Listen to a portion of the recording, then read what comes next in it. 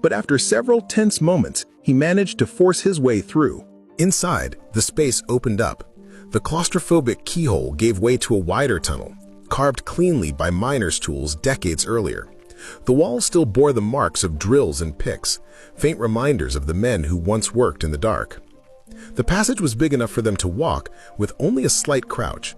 After forcing their way through the tight, unforgiving entrance, it felt almost liberating, like the hardest part was already behind them. With the keyhole now behind them, the two friends relaxed. The mine seemed far more open, far more forgiving, and they could finally move comfortably in single file. Step by step, they pressed deeper into the abandoned tunnels.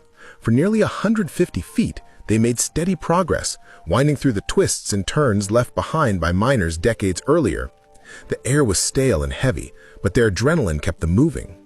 Then they reached the true danger of Hollow Ridge, a sudden constriction that caught them completely off guard.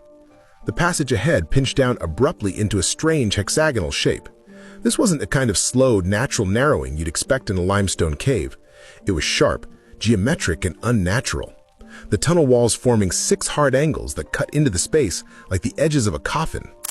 Ethan, being the smaller of the two, went first. He twisted his shoulders, bent his knees, and wormed his way through the angular opening. It was awkward and uncomfortable, but he managed to push through and emerge on the other side. Turning back, his voice echoed faintly as he called out that it was tight, but passable. Then came Marcus, the larger of the two. He eyed the constriction with more caution, knowing he would have to fight harder to make it through. The hexagonal shape was far more dangerous than it first appeared.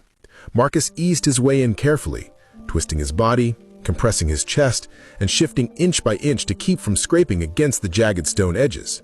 At first, he managed slow progress. It was tight, painfully uncomfortable, but he was moving. Then halfway through, everything changed.